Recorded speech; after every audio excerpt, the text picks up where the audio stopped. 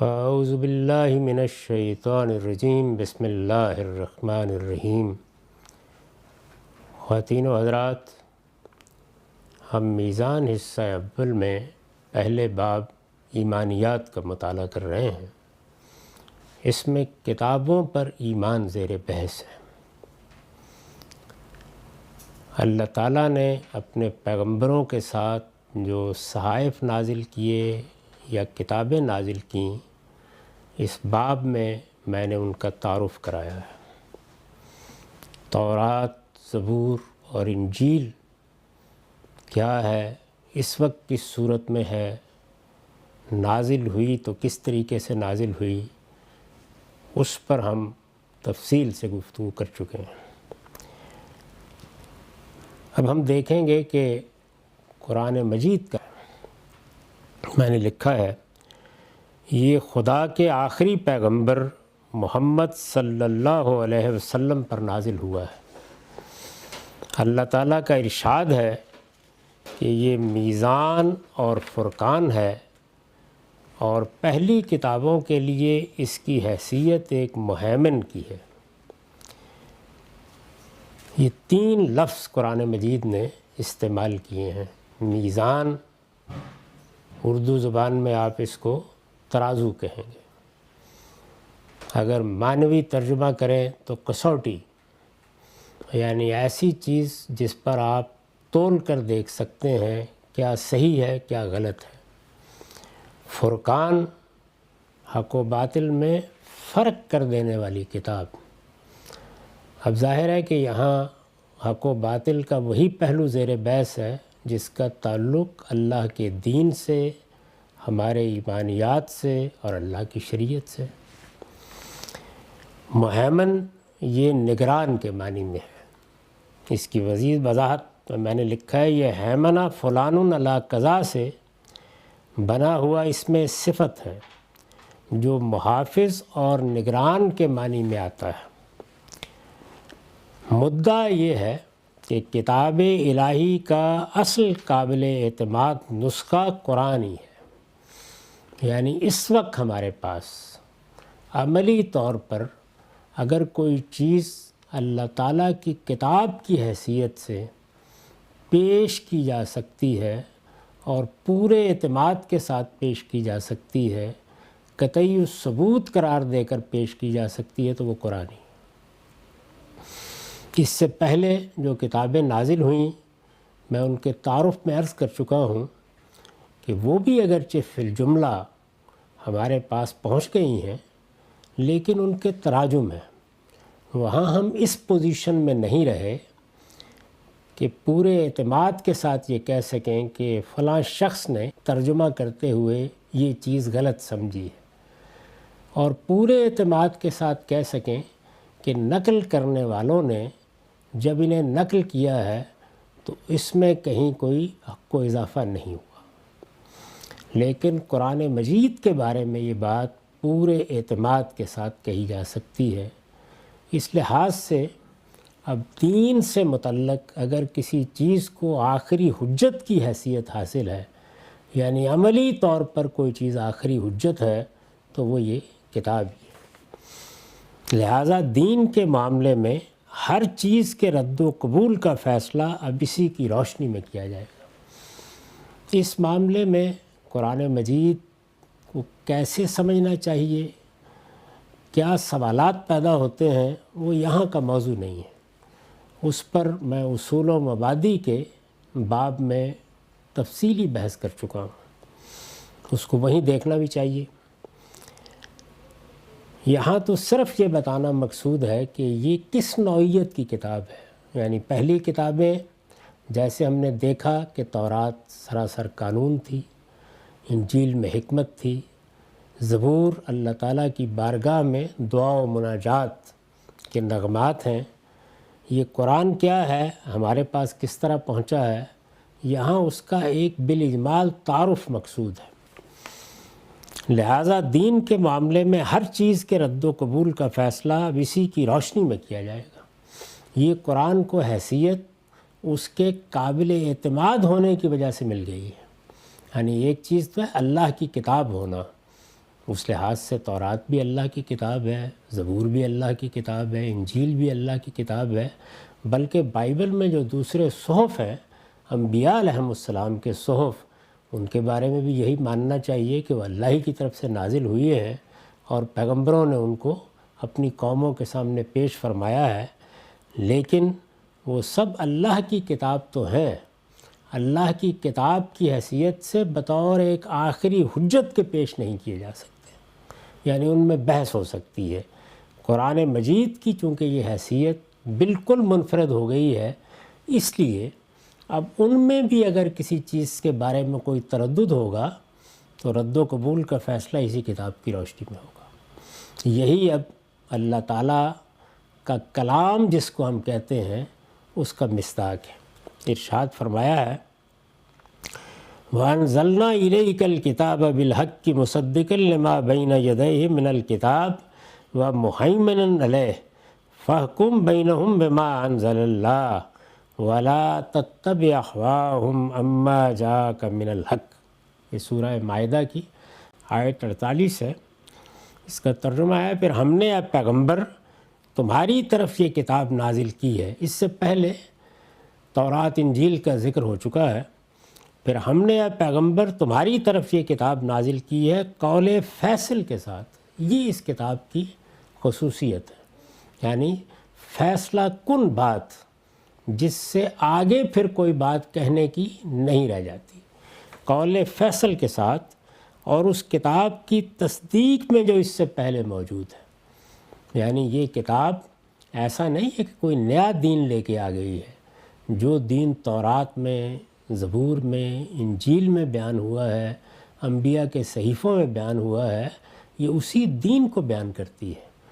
یہ ان پیغمبروں کی دعوت کی تصدیق کرتی ہے اور یہ ان کی پیشین گوئیوں کا مصداق بھی ہے۔ تو اس لحاظ سے گویا یہ ان کی بھی تصدیق کر رہی ہے اور اس کی نگہبان بنا کر، یعنی اب گویا جو کچھ پہلے ہے اس پر یہی نگران ہے۔ مہیمن کا مطلب یہ ہے۔ اس لیے تم ان کا فیصلہ اس قانون کے مطابق کرو جو اللہ نے اتارا ہے، یعنی اس کتاب میں اتارا ہے۔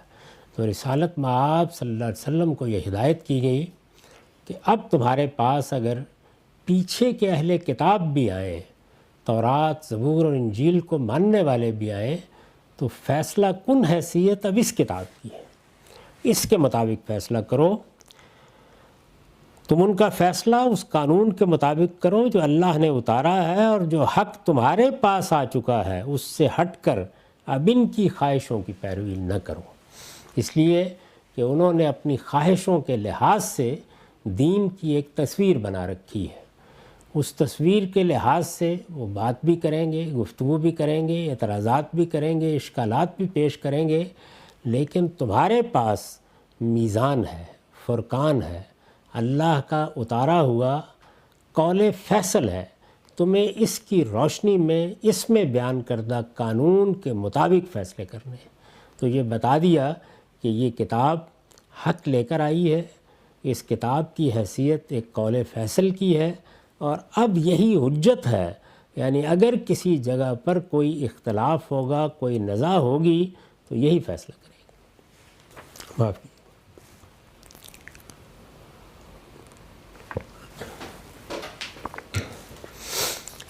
اس کی 114 صورتیں ہیں، یعنی قرآن مجید میں جو مضامین کی تقسیم کے لحاظ سے باب بنائے گئے ہیں وہ 114 ہے۔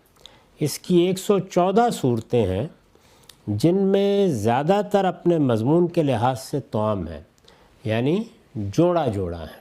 توام جوڑا جوڑا پیئرز کی صورت میں ہے، جیسے سورہ الضحیٰ، سورہ علم نشرہ، جیسے بقرہ، آل عمران، جس طرح سے سورہ فلق، سورہ ناس، یعنی ان کے مضمون میں اس طرح کا اشتراک ہے کہ وہ مل کے گویا ایک پوری بات کی تکمیل کرتی ہیں۔ تو اس لحاظ سے توام ہے، جوڑے جوڑے ہیں۔ اس کی 114 صورتیں ہیں جن میں زیادہ تر اپنے مضمون کے لحاظ سے توام ہیں۔ نبی صلی اللہ علیہ وسلم کے مراحل دعوت کی ترتیب سے انہیں 7 ابواب میں ترتیب دیا گیا ہے۔ نبی صلی اللہ علیہ وسلم کی دعوت کن مراحل سے گزری؟ یعنی پیغمبر کی حیثیت سے جب آپ نے اپنی بات کہنا شروع کی تو کیا مقامات معاف کیے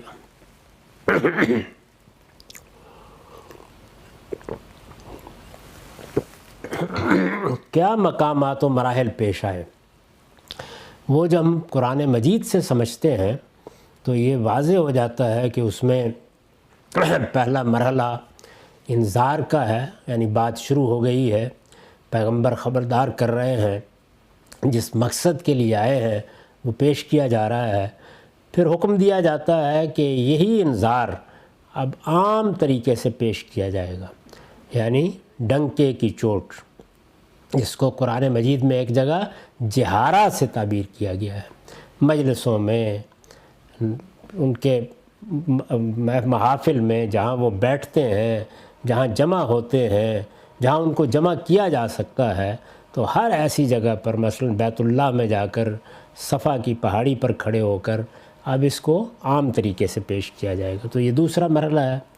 اس کے بعد پھر ہجرت و برات کا مسئلہ شروع ہو جاتا ہے، اور اس کے ساتھ تزکیہ و تطہیر کے مراحل بھی شروع ہو جاتے ہیں۔ ہجرت و برات ان لوگوں سے جو اب منکرین ہو گئے ہیں اور انہوں نے اصرار کر لیا ہے کہ وہ اس راستے سے نہیں ہٹیں گے، وہ اللہ کے رسول کے مقابل آ گئے ہیں، وہ ہر نقصان پہنچانے کے لیے تیار ہیں، وہ کسی بات کو سن کر دینے کے لیے تیار نہیں ہوتے۔ تو ان سے اب ہجرت و برات کے مراحل پیش آئیں گے، اور دوسری جانب جن لوگوں نے ایمان قبول کر لیا ہے ان کے لیے تزکیہ و تطہیر، اور پھر اقدام کا مرحلہ، یعنی جس کے بعد اللہ تعالیٰ فیصلہ سنا دیں گے، کیونکہ اللہ کا رسول جب بھی زمین پر آتا ہے تو جس قوم کی طرف اسے مبعوث کیا جاتا ہے وہ اس کا فیصلہ کر کے دنیا سے جاتا ہے۔ تو یہ فیصلے کا مرحلہ، یہ اقدام کا مرحلہ ہے۔ اقدام فرشتوں کے ذریعے سے ہوگا، پیغمبر کے ساتھیوں کے ذریعے سے ہوگا، یہ تو بعد میں پتہ چلے گا، لیکن یہ مراحل ہیں جن سے رسول اللہ صلی اللہ علیہ وسلم کی دعوت گزری ہے۔ نبی صلی اللہ علیہ وسلم کے مراحل دعوت کی ترتیب سے، اب ظاہر ہے کہ اس میں ایک ترتیب ہے، انذار عام، ہجرت و برات، تزکیہ و تطہیر، اقدام، ایک ترتیب ہے۔ اسی ترتیب کو سامنے رکھ کر ان صورتوں کو، یعنی 114 صورتوں کو 7 ابواب میں ترتیب دیا گیا ہے۔ یعنی صورتیں 114 ہیں، ان میں سے بیشتر توام ہے، یعنی بعض جگہوں پر یہ ہوا ہے کہ باب کے خاتمے کی سورہ منفرد ہے یا باب کی ابتدائی سورہ منفرد ہے، یہ بعض جگہوں پر ہوا ہے، لیکن باقی صورتیں توام ہیں، جوڑے جوڑے ہیں۔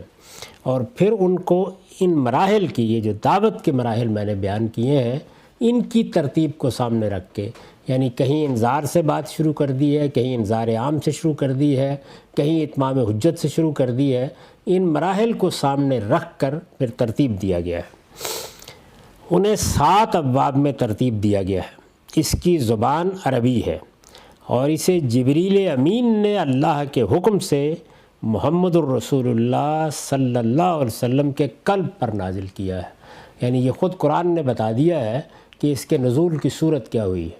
سورہ شورى میں اللہ تعالیٰ نے یہ قاعدہ بیان کیا ہے کہ اگر مجھے کسی موقع پر بندوں سے خطاب کرنا ہو، بندوں سے بات کرنی ہو، تو میں کیا طریقے اختیار کرتا ہوں، تو اس میں ایک طریقہ یہ ہے کہ فرشتہ بھیجا جائے اور وہ اس کلام کو پہنچا دے، قلب پر نازل کر دے، قلب پر وحی کر دے۔ قرآن مجید، پورے کے پورے قرآن مجید کے بارے میں یہی طریقہ اختیار کیا گیا ہے، اور اسے جبریل امین نے اللہ کے حکم سے محمد الرسول اللہ صلی اللہ علیہ وسلم کے قلب پر نازل کیا ہے۔ آپ نے اسے اپنی قوم کے سامنے پیش کیا، اور اس سے آگے یہ مسلمانوں کے اجماع اور قولی و تحریری تواتر سے منتقل ہوا ہے۔ یعنی کیسے منتقل ہوا؟ رسول اللہ صلی اللہ علیہ وسلم اسے پڑھ کر سناتے تھے، جب یہ پڑھا جاتا تھا، مسلمانوں کے سامنے پڑھا جاتا تھا، نمازوں میں پڑھا جاتا تھا، یہ قریش کے سامنے پڑھا جاتا تھا، اہل کتاب کے سامنے پڑھا جاتا تھا، جب رسول اللہ صلی اللہ علیہ وسلم اس کو پڑھ کے سناتے تھے تو یاد کرنے والے یاد کر لیتے تھے، لکھنے والے لکھ لیتے تھے۔ یعنی صحابہ کرام نے ابتدا ہی سے یہ اہتمام کرنا شروع کر دیا کہ یہ اللہ کی کتاب ہے، اب ہمیں اسے اپنے سینوں میں محفوظ رکھنا ہے۔ اسی کو فی صدور العلم کی ترکیب سے قرآن نے ادا کیا ہے۔ تو یہ پہلے دن سے سلسلہ شروع ہو گیا، اور جیسے جیسے صحابہ کی تعداد بڑھتی گئی، اس کو لکھنے والے اور اس کو یاد کرنے والے بھی اسی اعتبار سے بڑھتے چلے گئے۔ آپ نے اسے اپنی قوم کے سامنے پیش کیا، اور اس سے آگے یہ مسلمانوں کے اجماع اور قولی و تحریری تواتر سے منتقل ہوا ہے۔ یعنی سب مسلمان اس بات کے گواہ بن گئے کہ یہ اللہ کی کتاب ہے۔ ان میں سے ایک بہت بڑی تعداد نے اس کو زبانی یاد کر کے آگے اپنی نسلوں کو منتقل کرنا شروع کر دیا، اور ایک بڑی تعداد نے اس کو لکھ کر اپنی اگلی نسلوں کو دینا شروع کر دیا۔ اس طرح یہ ہوا، کسی ایک نسخے کو ترتیب دینے کی ضرورت پیش نہیں آئی، کوئی ایک نسخہ لکھوا کے ایک جگہ رکھنے کی ضرورت پیش نہیں آئی۔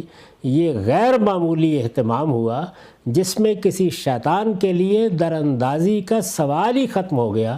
یعنی سینکڑوں ہزاروں لوگوں نے اس کو اپنے سینے میں محفوظ کر لیا یا لکھ کر آگے منتقل کرنا شروع کر دیا۔ جن کے سینے میں یہ محفوظ تھا وہ تحریر کو دیکھ لیتے تھے جہاں کہیں شبہ پیش آتا تھا، جو لکھ رہے تھے وہ سننے والوں سے سن لیتے تھے، اور اس طرح تصحیح کا عمل بھی ساتھ ہی ساتھ ہوتا چلا جاتا تھا۔ تو اس طرح یہ منتقل ہوا۔ اس کی تفصیلات میں اپنے بعض لیکچرز میں بیان کر چکا ہوں، اور وہاں زیادہ تفصیل کے ساتھ میں نے بتایا ہے کہ اس کے انتقال کی صورت کیا ہوئی۔ یہاں صرف اجمال میں ذکر کر رہا ہوں کہ اس کا یہ نتیجہ نکلا کہ اب یہ کتاب مسلمانوں کے اجماع اور قولی و تحریری تواتری سے ہمارے پاس موجود ہے۔ آج بھی اس کی شہادت یہی ہے۔ ہم جب ایک نسخہ خرید کے لاتے ہیں بازار سے تو اس کی صحت پر کہ یہ اللہ کی کتاب ہے، یہ وہی قرآن ہے، کیا چیز حجت ہے؟ مسلمانوں کا اجماع اور قولی و تحریری تواتر اس طرح منتقل ہوا ہے یہ۔ اور اللہ تعالیٰ کی یہ عنایت ہے کہ آج بھی ہزاروں لوگ ایسے دکھائے جا سکتے ہیں جو اسی طریقے سے اس کو منتقل کر رہے ہیں۔ الحمد سے الناس تک آپ کو ایک ایک لفظ اس کا اسی ترتیب پہ سنا سکتے ہیں، اور پھر یہ لکھا جا رہا ہے، یہ اب شائع ہو رہا ہے، اس کے لیے طباعت کا اہتمام ہو گیا، اور اب تو اللہ تعالیٰ نے جو ذرائع پیدا کر دیے ہیں اس میں گویا ہر لحاظ سے محفوظ ہو گیا۔ چنانچہ دنیا کے الہامی لٹریچر میں اب تنہا یہی کتاب ہے دنیا کے الہامی لٹریچر میں۔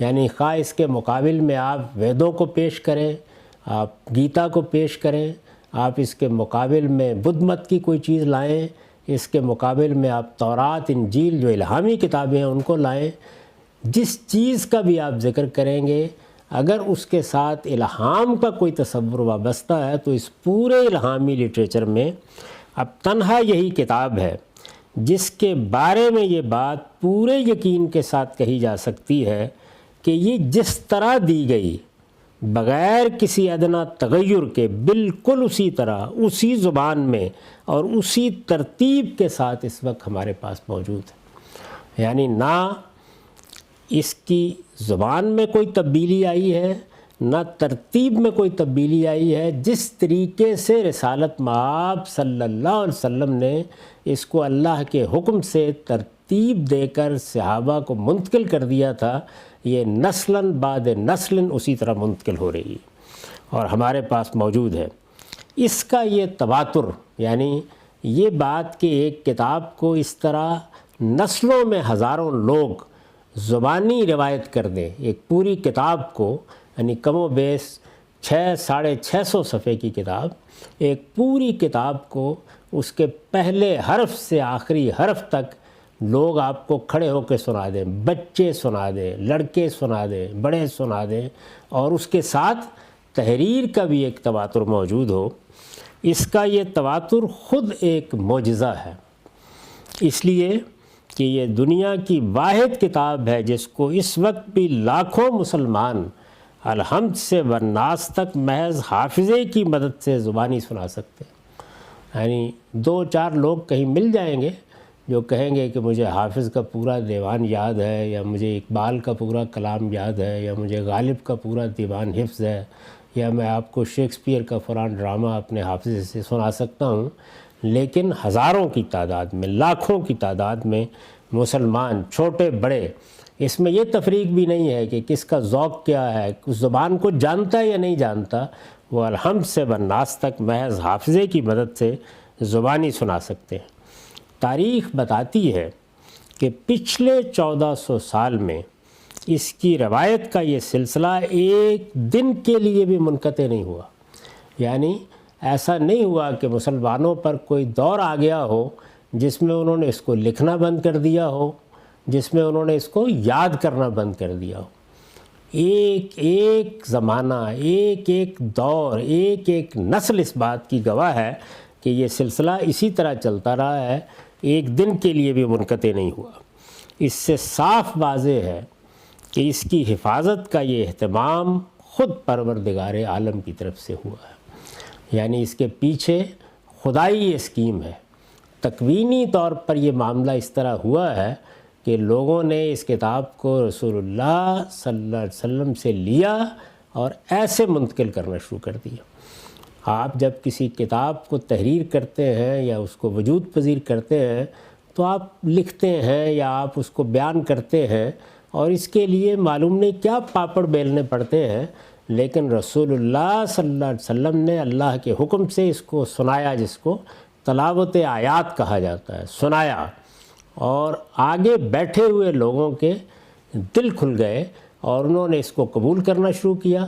جبریل نے اسے قلب محمد پر نازل کیا، اور وہاں سے یہ فی صدور اہل العلم منتقل ہو گیا، یعنی جو علم والے تھے ان کے سینوں میں منتقل ہونا شروع ہو گیا، اور ایسے ہی سفینوں میں بھی منتقل ہونا شروع ہو گیا، یعنی لکھنے والے لکھنے لگ گئے، یاد کرنے والے یاد کرنے لگ گئے۔ چنانچہ فرمایا ہے اِنَّا نَحْنُ نَزَّلْنَا الذِّكْرَ وَإِنَّا لَهُ لَحَافِظُونَ، اس میں شبہ نہیں کہ یہ ذکر خود ہم نے اتارا ہے اور ہم ہی اس کے نگہبان ہیں۔ سورہ حجر میں فرمایا ہے۔ یہی حقیقت ایک دوسرے مقام پر اس طرح بیان ہوئی ہے، وَإِنَّهُ لَكِتَابٌ عَزِيزٌ لَا يَأْتِيهِ الْبَاطِلُ مِنْ بَيْنِ يَدَيْهِ وَلَا مِنْ خَلْفِهِ تَنزِيلٌ مِّنْ حَكِيمٍ حَمِيدٍ۔ یہ حامیم السجدہ کی 41-42 آیات ہیں۔ حقیقت یہ ہے کہ یہ ایک بلند پایا کتاب ہے، اس میں نہ باطل اس کے آگے سے داخل ہو سکتا ہے اور نہ اس کے پیچھے سے۔ یہ نہایت اہتمام کے ساتھ اس ہستی کی طرف سے اتاری گئی ہے جو سراسر حکمت ہے، ستودہ صفات ہے۔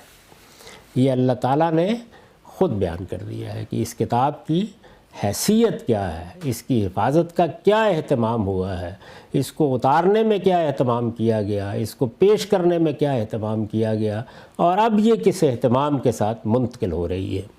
ان دونوں مقامات پر قرآن مجید کا یہ جو تعارف کرایا گیا ہے، اس کو اب ہم سمجھنے کی کوشش کریں گے۔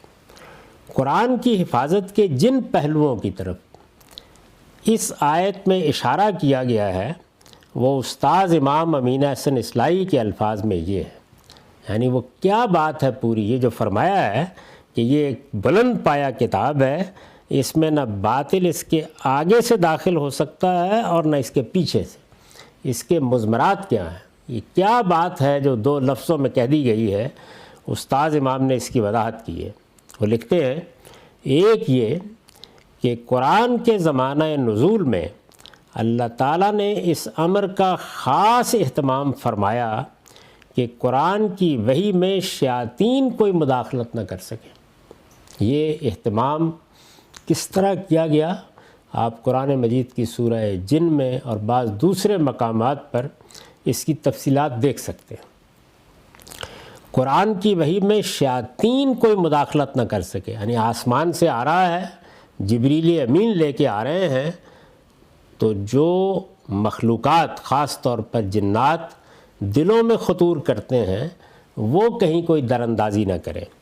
یوں تو اس نظام کائنات میں یہ مستقل اہتمام ہے کہ شیاطین ملائے اعلیٰ کی باتیں نہ سن سکیں، یعنی اللہ تعالیٰ کی بارگاہ سے جو چیزیں صادر ہوتی ہیں ان کی حفاظت کا ایک تو عام اہتمام کیا گیا ہے، یعنی اللہ کے احکام نازل ہو رہے ہوتے ہیں، فرشتے تقدیر کے فیصلے لے کر آتے ہیں، اس دنیا کے ساتھ کیا معاملہ کرنا ہے، پوری کائنات کے ساتھ کیا معاملہ کرنا ہے، وہ سب آ رہا ہوتا ہے۔ اور اللہ تعالیٰ نے بتایا ہے کہ اس میں 50 ہزار سال تک کے معاملات سپرد کر دیے جاتے ہیں، پھر اس کی اتنے بڑے عرصے کے بعد جا کر رپورٹ پیش کی جاتی ہے۔ تو اس میں ملائے اعلیٰ سے جو کچھ آ رہا ہے یہ اہتمام موجود ہے، اور قرآن مجید نے اس کی طرف اشارے کیے ہیں کہ اس میں کوئی بات سنی نہ جا سکے۔ لیکن نزول قرآن کے زمانے میں یہ اہتمام خاص طور پر تھا کہ شیاطین وحی الہی میں کوئی مداخلت نہ کر پائیں، تاکہ ان کو قرآن میں اس کے آگے سے، وہ جو کہا ہے نا کہ نہ اس کے آگے سے باطل داخل ہو سکتا ہے، من بین یدہ ہے، آگے سے کچھ گھسانے کا موقع نہ مل سکے۔ یعنی وہ آ رہا ہے، وہ آگے کھڑے ہیں، تو ایسا نہ ہو کہ وہ کوئی در اندازی کرے۔ تو چنانچہ جنہوں نے یہ بیان کیا ہے کہ ہم آسمان کی طرف جاتے تھے، کہیں بیٹھ جاتے تھے، سن گن لینے کی کوشش کرتے تھے، فرشتے آپس میں گفتگو کر رہے ہوتے تھے، وہاں سے کوئی چیز اچک لیتے تھے، لیکن ہم نے دیکھا کہ جو اہتمام عام دنوں میں تھا اس سے 1000 گنا زیادہ اہتمام اب کر دیا گیا ہے، پہرے لگا دیے گئے ہیں، کسی کو قریب نہیں پھٹکنے دیا جاتا۔ تو ہمیں حیرانی ہوئی کہ کیا ہوا ہے، دنیا والوں کے ساتھ کسی بڑے عذاب کا فیصلہ کر لیا گیا ہے، کوئی بڑا حادثہ ہونے والا ہے۔ پھر ہمیں معلوم ہوا جب ہم تلاش میں نکلے کہ قرآن نازل ہو رہا ہے، تو قرآن مجید نے یہ تفصیل بتائی ہے کہ اس طرح عالم بالا میں اہتمام کیا گیا تاکہ جب یہ آ رہا ہے تو اس میں کسی دراندازی کا کوئی سوال نہ ہو۔ دوسرا یہ کہ اللہ تعالیٰ نے اس کام کے لیے اپنے جس فرشتے کو منتخب کیا، یہ جبریل امین کے ذریعے سے بھیجا گیا ہے، جس فرشتے کو منتخب کیا اس کی صفت قرآن میں ذی قوہ، مطاع، قوی، امین، یعنی بڑی قوت والا، وہ جس کی بات وہاں مانی جاتی ہے، قوی، امین، یہ صفات بیان ہوئی ہیں۔ اور عند ذی العرش مکین وارد ہوئی ہے، یعنی ایک صفت یہ ہے عند ذی العرش مکین، عرش والے کے ہاں اس کا ایک خاص مقام ہے، تقرب کا ایک مقام ہے، یعنی وہ فرشتہ ایسا زوراور ہے کہ ارواح خبیثہ اس کو مغلوب نہیں کر سکتی، وہ تمام فرشتوں کا سردار ہے، وہ کوئی چیز بھول نہیں سکتا۔ اللہ تعالیٰ کی طرف سے جو امانت اس کے حوالے کی جاتی ہے وہ اس کو بالکل ٹھیک ادا کرتا ہے۔ یعنی یہ جو صفات ہیں ان کے ساتھ جبریل امین کا تعارف کرایا گیا ہے، اور یہ تعارف بھی محض ایک فرشتے کا تعارف کرانے کے لیے نہیں کرایا گیا، بلکہ اسی چیز پر استدلال کے لیے کرایا گیا ہے کہ تم کہتے ہو کہ اس قرآن میں کوئی جنات کی دراندازی ہو گئی ہے، شیاطین کی دراندازی ہو گئی ہے، اس کو تو اس شان کا فرشتہ لے کر آتا ہے۔ تو وہاں جبریل امین کے بارے میں یہ کہا گیا ہے کہ وہ ذی قوہ ہیں، وہ مطاع ہیں، وہ قوی ہیں، وہ امین ہیں، عند ذی العرش مکین ہیں۔ یہ وہ آخری درجے کے الفاظ ہیں جو کسی مخلوق کے لیے اللہ تعالیٰ کی طرف سے استعمال کیے جا سکتے ہیں۔ تو یہ جبریل امین کا مقام ہے، اور جبریل امین فرشتوں میں سے اللہ رسول منتخب کرتا ہے، اس میں سب سے بڑی ہستی جبریل امین ہی ہے۔ وہ تمام فرشتوں کا سردار ہے، وہ کوئی چیز بھول نہیں سکتا۔ اللہ تعالیٰ کی طرف سے جو امانت اس کے حوالے کی جاتی ہے وہ اس کو بالکل ٹھیک ادا کرتا ہے۔ مجال نہیں ہے کہ اس میں زیر زبر کا بھی فرق واقع ہو سکے، یعنی یہ کلام ہے، پڑھا جائے گا، ادنا درجے میں بھی اگر کہیں کوئی غلطی ہو جائے تو بات کچھ سے کچھ ہو جائے گی، تو کسی زیر زبر کے فرق کا بھی امکان نہیں۔ معاف کیجیے۔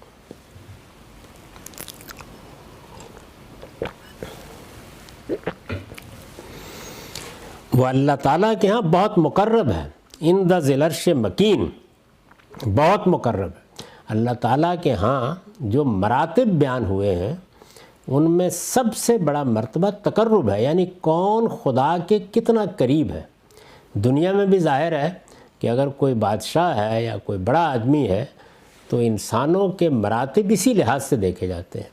تو اللہ تعالیٰ کے ہاں بھی یہ آخری درجے میں مقرب فرشتے ہیں، وہ اللہ تعالیٰ کے یہاں بہت مقرب ہے، جو اس بات کی دلیل ہے کہ وہ اپنی صلاحیتوں کے اعتبار سے تمام مخلوقات سے برتر ہے۔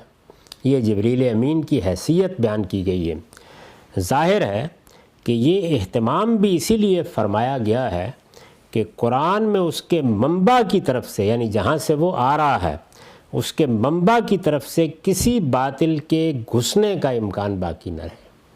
یعنی ایک تو یہ تھا کہ آگے سے نہ ہو، اور یہ ہے کہ پیچھے سے بھی اس کا کوئی امکان نہیں ہے کہ کوئی دوسری چیز داخل ہو جائے۔ تیسرا یہ کہ اللہ تعالیٰ نے اس امانت کو اٹھانے کے لیے جس بشر کو منتخب فرمایا، یعنی یہ میری اور آپ کی طرف تو نہیں نازل ہوا نا، محمد الرسول اللہ صلی اللہ علیہ وسلم کی طرف نازل کیا گیا، یعنی اللہ تعالیٰ کی طرف سے آیا، جبریل امین لے کے آئے اور محمد بن عبداللہ کے قلب پر اس کو نازل کر دیا گیا، یہ وہ بشر ہے۔ تیسرا یہ کہ اللہ تعالیٰ نے اس امانت کو اٹھانے کے لیے جس بشر کو منتخب فرمایا، اول تو وہ ہر پہلو سے خود خیر الخلائق تھا، یعنی دنیا کے انسانوں میں بہترین انسان خیر الخلائق تھا۔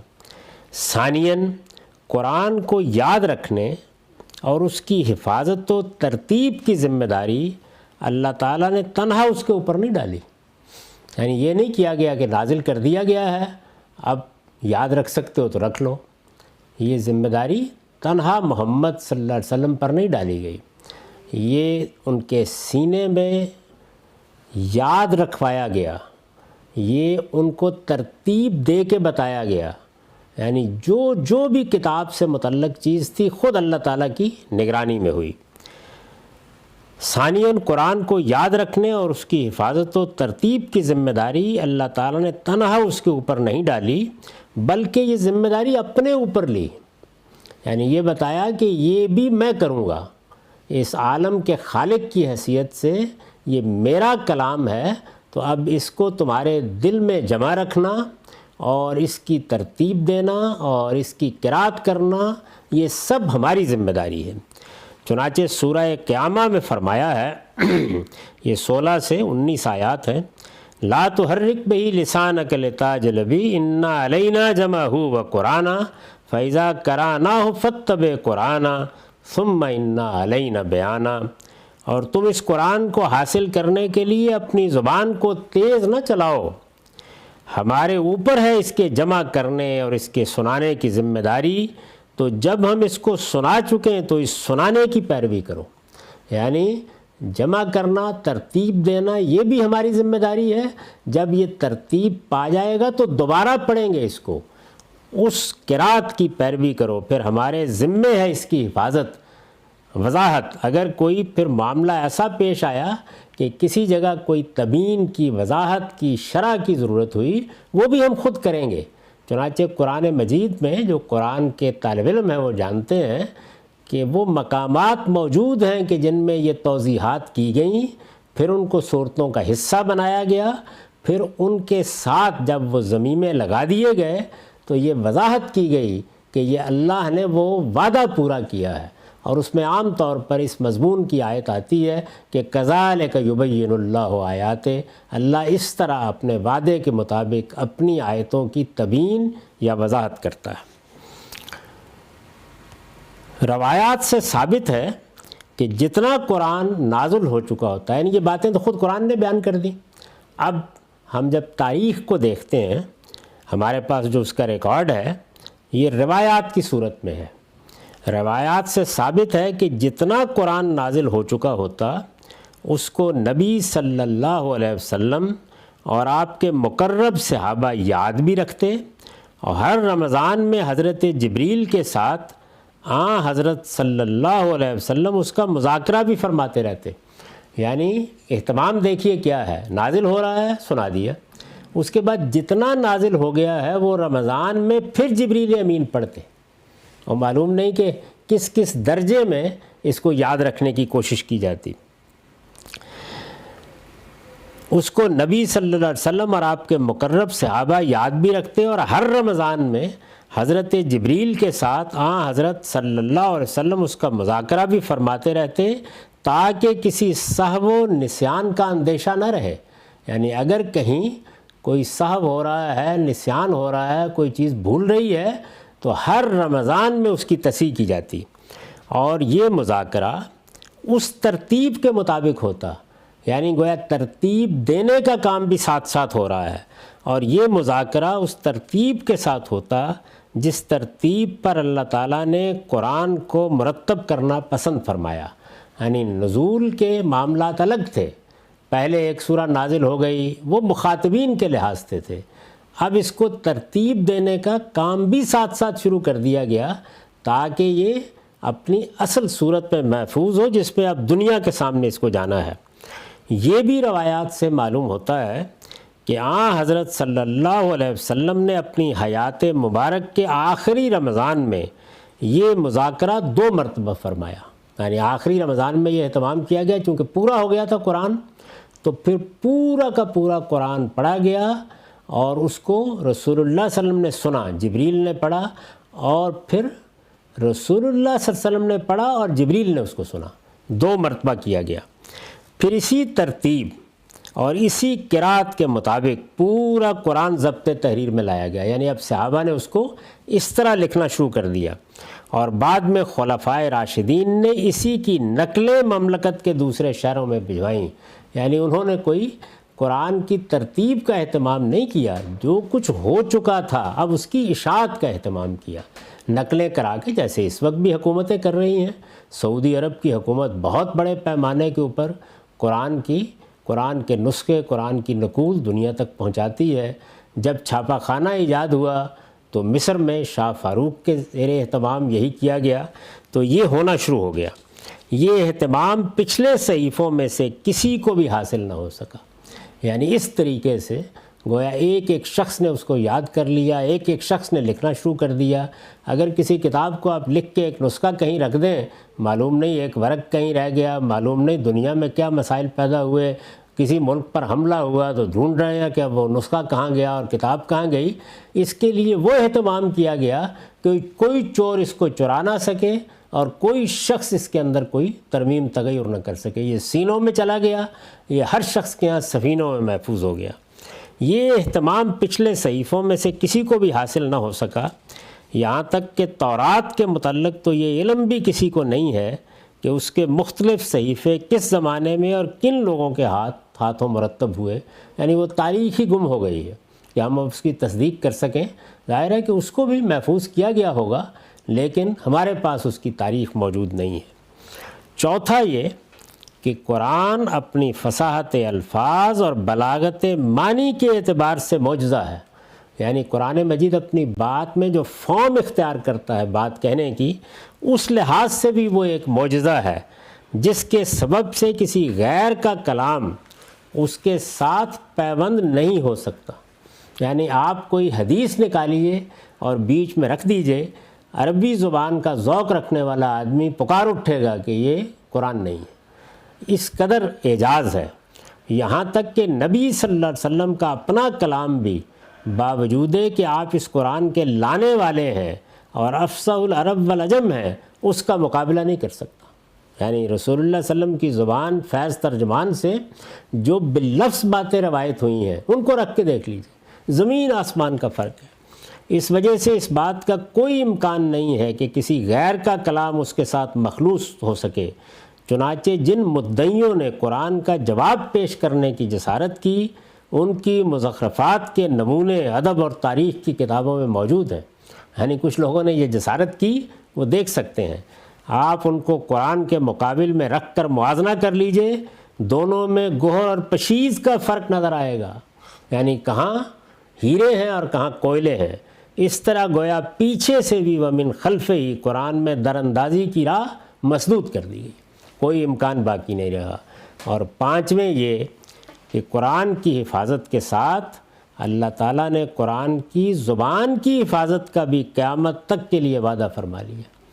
دنیا میں کبھی یہ نہیں ہوتا کہ کسی زبان کو کوئی کتاب باندھ کر رکھ دے، لیکن قرآن نے یہی کیا ہے.